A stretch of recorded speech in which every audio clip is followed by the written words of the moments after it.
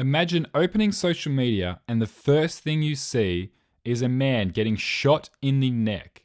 Well, now, most of us don't have to imagine. It's what millions of us just witnessed yesterday.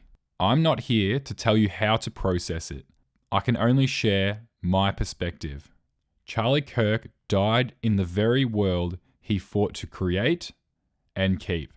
You've probably seen this quote from Charlie floating around. I think it's worth the cost of, unfortunately, some gun deaths every single year so that we can have the Second Amendment to protect our God-given rights. In the end, Charlie Kirk was the prophet who was destroyed by his own prophecy. And before anyone even had time to process, his death was weaponized.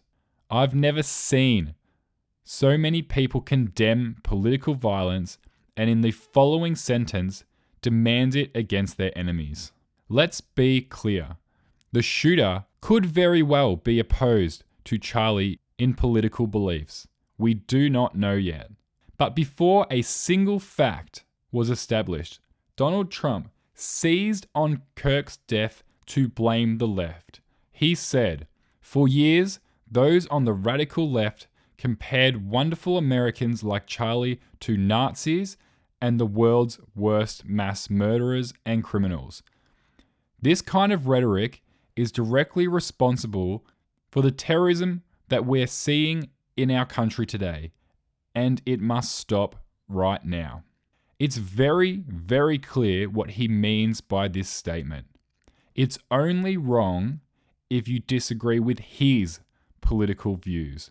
The right now condemn anyone who makes light of Kirk's death, yet they laugh when Nancy Pelosi's husband was beaten with a hammer.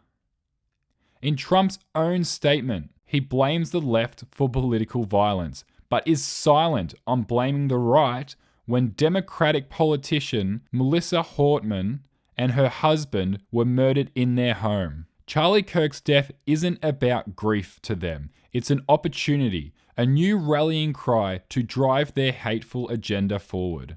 When the President of the United States vows to hunt down everyone who contributed to this shooting, yet says nothing of the same when Democratic politicians are murdered, the silence is deafening.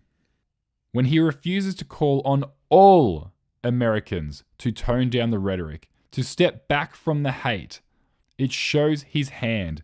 This isn't about peace.